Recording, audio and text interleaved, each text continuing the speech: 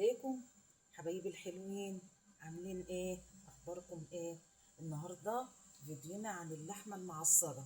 تعصجيها بقى للبشاميل، للرقاق، للجلاش، لصينيه، رز برضو، رز بشاميل، كل ده. اللحمه المعصجه هعرفكم النهارده طريقتها بكل سلاسه.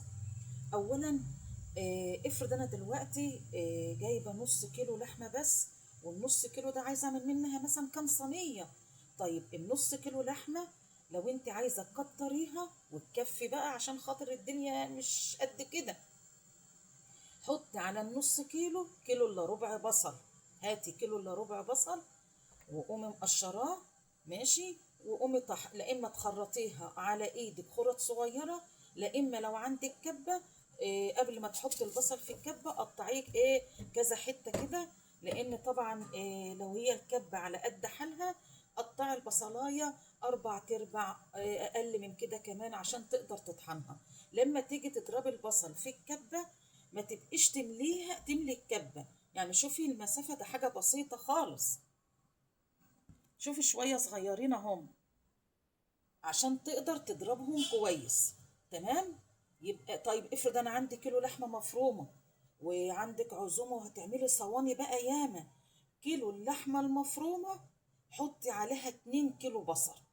مش كتير، لا مش كتير، لان مجرد ما انت هتخدعيه على النار هيبتدي يقل من نفسه، بس بعد كده يزود لك نسبة اللحمة شوية. تمام يا حبايبي، هضرب البصل اهو وارجع لكم تاني. حبايبي، وقت ما نيجي نقطع البصلة ما تنسيش تشيلي راس راس البصلايه يا حبيبتي، اهي اهي كده اهو، اوعى تحطها براسها.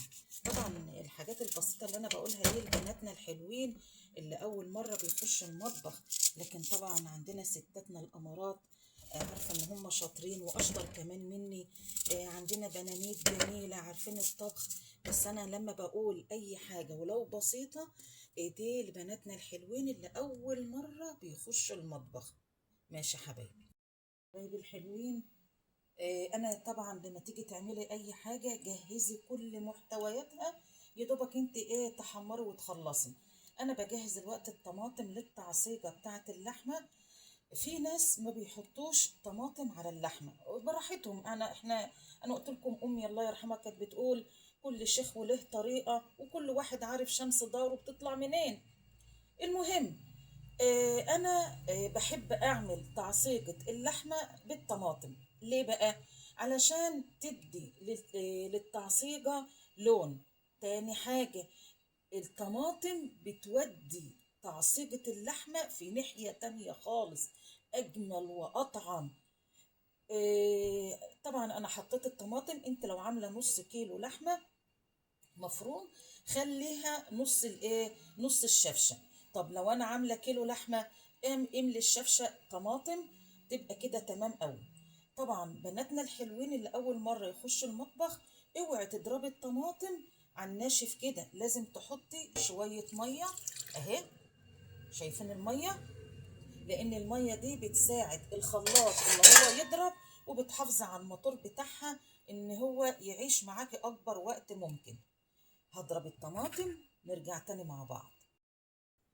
حبايبي، دلوقتي جبنا شوية زيت وسمنة. بصوا معايا المرة التانية في فيديوهاتي، السمنة دي أنا اللي عاملاها على إيدي من الدهن. في فيديو أنا عاملاه عشان تعرفي تطلعي الدهن، تطلعي منه سمنة جميلة جدا، وهي دي الصحية زي ما قلت. دهن من المستخلص من الحيوانات، طبعا دي ولا اجمل واطعم جدا جدا وصحيه وامنه. لكن السمنات التانية مهدرجه، عباره عن زيوت بتتغلى في كميات كبيره وصغاريج، وبتتعرض بعد كده لحاجات معينه عشان تبقى سمنه هولندي. أه حاولوا يا حبايب قلبي، انا عندي الفيديو ازاي تعملي من الدهن سمنه، وده الصحيه والافضل. تمام.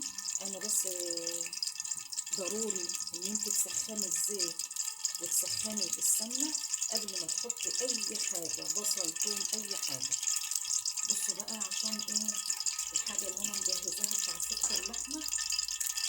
ادي البصل ماشي، وادي الثوم،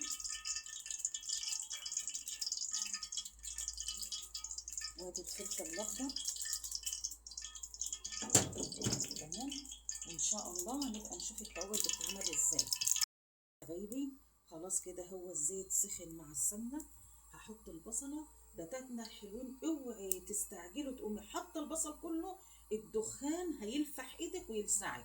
يا ريت نستخدم معلقه طويله حفاظا على ايد بناتنا الحلوين. بص معايا بحط ايه اهو، حبه بحبه. شايفين الدخان اللي طالع ده صعب جدا اهو، حبه بحبه اهو.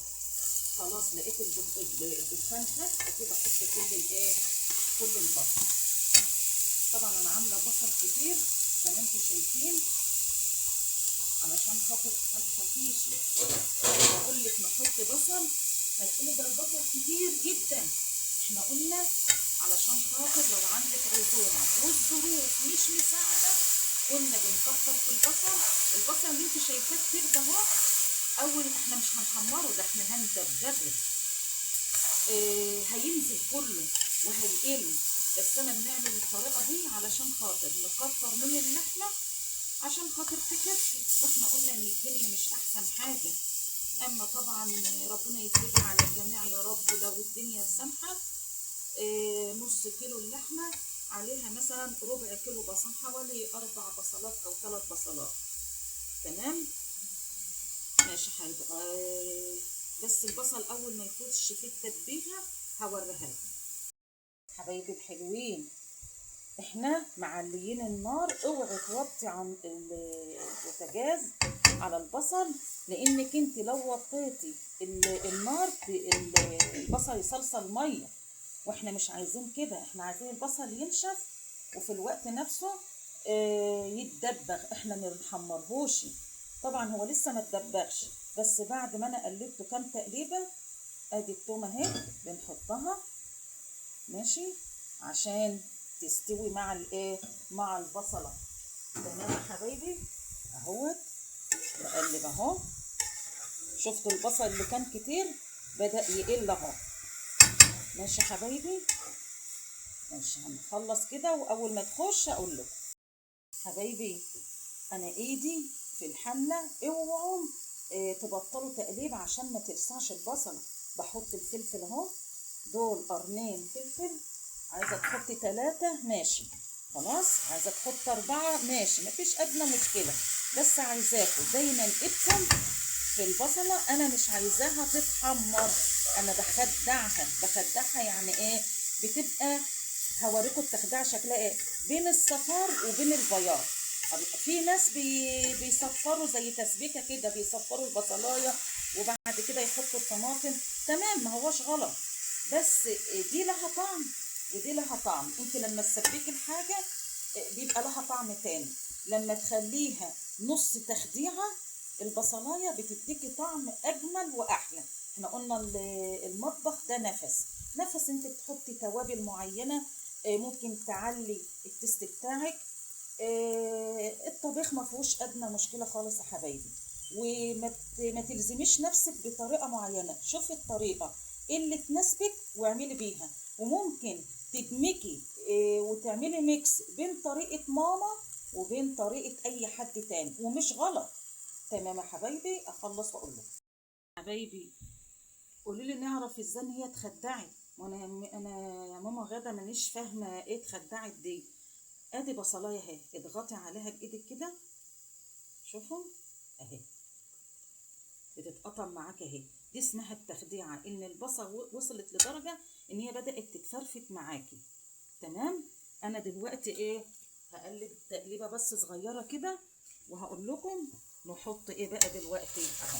كده خلاص اتخدعت اهو اهو. حذاري تركنوا البصلايه ما تقلبوهاش لانها ممكن تلسع منكم.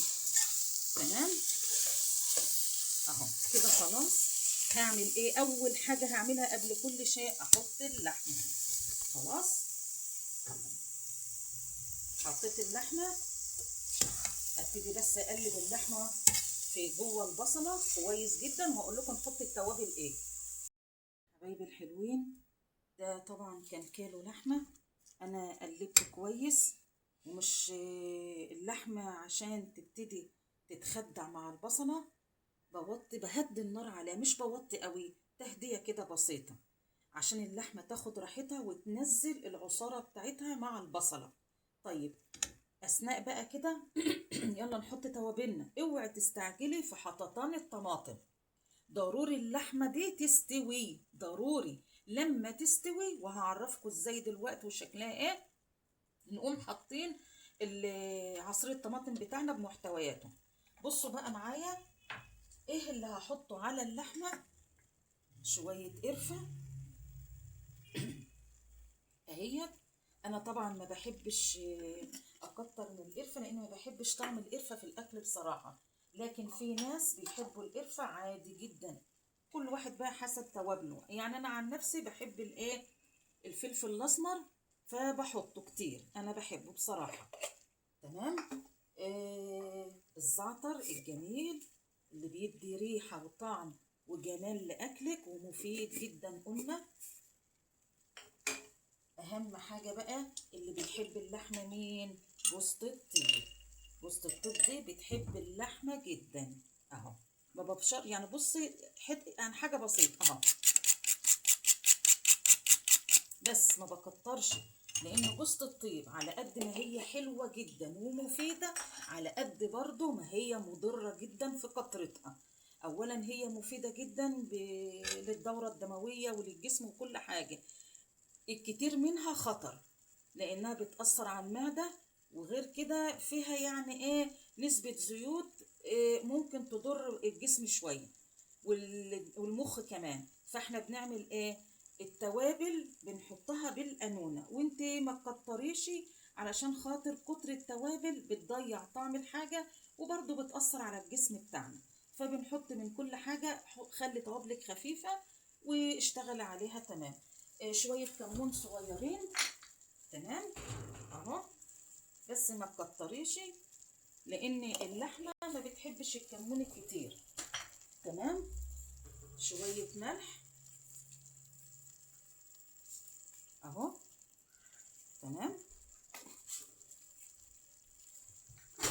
هقلب بقى تاني لحمتنا عشان خاطر التوابل اللي اتحطت فيها، وانا بقولك ما تعليش النار على اللحمة علشان تقدر تستوي براحتها وتنزل العصارة بتاعتها براحتها وتستوي. تمام. انا هقلب بقى اهي كله في بعضه كده، وغطي على الحلة بتاعتك، ومن آن لآخر قلبي العصاج بتاعك. اخلص وارجع لكم تاني. حبايبي شايفين العصارة اهي اللي بقول لكم عليها، عشان كده لازم توطوا الايه، النار. شايفينها يا حبايبي؟ طبعا انا بقول لكم التقليب المستمر اهو. لو انت بتلاقي لسه حتت حمراء تبقى لسه اللحمه ايه، ما استوتش اهو. انا بقلب اهو عشان اتاكد لسه في حتت حمراء ولا لا اهو. اهو بلف الحله، واثناء لفان الحله بجيب من تحت لفوق اهو، اجيب من تحت لفوق كده، ما عادش فيه اي حتت حمراء. بصوا معايا، بتبقى ساعات اللحمه يعني تبقى مكلكعه كده بالكلكع، تقومي بظهر المعلقه وفي الحله اهو، وتقومي دعكها كده اهو في جنب الحله، اي كلكعه تفكيها بظهر المعلقه وتدوسي عليها كده تفكيها. خلاص وانت بتقلبي. خلاص يا جماعه كده انا ملقتش ايه، خلاص اي حتت حمراء في اللحمه كده. تمام. اعمل ايه بقى الخطوه التانية، اجيب شفشق الطماطم ماشي واحطه عليها اهو. طبعا احنا مش معليين النار، احنا النار دي وسط، النار وسط، لا هي عاليه ولا كبيره، مجرد ما نحط اللحمه بقى نخلي النار ايه، وسط، علشان ما يبقاش فيه شعور. طب ايه التوابل اللي هحطها بقى على اللحمه قبل ما انسى اي حاجه؟ المعادله. انا حطيت طبعا على اللحمه ملح، بصوا معايا اللي بيعمل المعادله عشان الحموضه، شويه سكر اهو، علشان ايه؟ الحموضة اللي بتيجي. طيب الصلصة بتحب ايه؟ شوية بابريكا. انا مش هحط فلفل اسمر لان انا حاطة فلفل اسمر على اللحمة. تمام. بصوا معايا، معلقة صلصة بس كده اهو،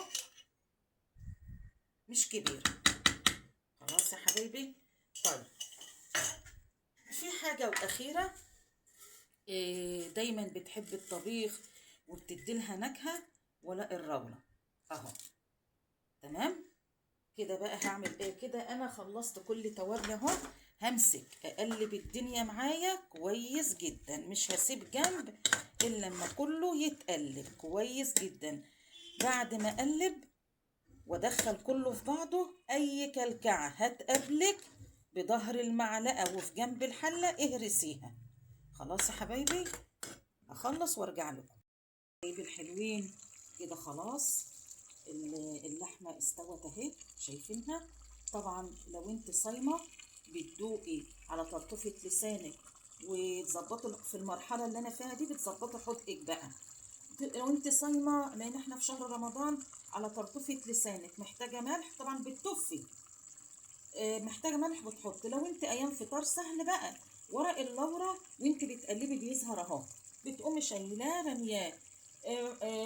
وانت بتحطي وتفردي الورق بتاع اللحمه المفرومه، هتلاقيه ورق الرولة مش بيختفي ولا حاجه، بل بالعكس، هو مجرد احنا بناخده اه. شوفوا وانا بقلب، بصوا اهو، ورقه اهي اهي اهي، شايفين؟ اهي. احنا بناخد منه الزيوت بتاعته الموجودة فيه، الفيتامينات اللي ربنا خلقها في هذه النبتة. ماشي، لان مفيش توابل انت بتحطها الا هي دي نباتات اتجففت واتفرمت. تمام يا حبايبي. طبعا اي نباتات على قد ما هي مفيدة بقى فيها نسبة ضرر بسيط، فبالتالي احنا ما نكترش من التوابل. ليه بقى؟ لان فيما بعد التوابل ديت بتاثر على الكبد، بتاثر على الكلى، فلازم نكون ايه يعني، واحده واحده على كده. وما تكتريش سمنتك وزيتك. احنا زمان ايام جدودنا بقى وامهاتنا القديمه، ربنا يرحمهم يا رب، كانوا يقول لك كتري الزيت، كتري السمنه، اكلك كده غلط. بس للاسف انا كبرت، والحاجات دي بتأثر على القلب وبتأثر على الكبد وعلى الكلى، فيعني ايه، وعلى الدم. فاحنا بنتعلم طول ما احنا عايشين، بنتعلم. تعلمنا على كبر كده ان السمنة والزيت ما نكترش منهم، لانها خطر على المعدة وخطر على الدم وخطر على كل حاجة. تمام يا حبايبي. ماشي كده اهو. خلاص انا ظبطت الملح اهو. شوفوا انا بقلب ورق اللورا اهو اهو كده. خلاص التعصيجه بتاعتك اهي. نقطه بس صغيره عايزه اقول لبناتي حبايبي اللي هم اتجوزوا جديد، او اللي لسه هيتجوزوا، او اللي هم خلاص مسكوا المطبخ مكان امهاتهم. اما تيجي تعملي اي صواني، جهزي حاجتك على بيات. عصجي اللحمه على بيات. هتعملي مكرونه بشاميل، اعملي بشاميلك على بيات. جهزي حاجه الصواني، يا دوبك تاني يوم الصبح تقومي فردة مخلصة تدخلي الفرن، مش هيبقى فيه أي إرهاق. لكن لو فكرتي تعملي كل حاجة في وقت ساعتها، هتتعبي تعب كبير جدا كده. شكرا لكم يا حبايبي. أتمنى منكم الكومنتات الجميلة، الإعجاب، شير، وربنا يخليكم لأمهاتكم ويخليكم لنا جميعا. متحرمش من بناتنا الحلوين ولا أولادنا الطيبين. السلام عليكم يا حبايبي.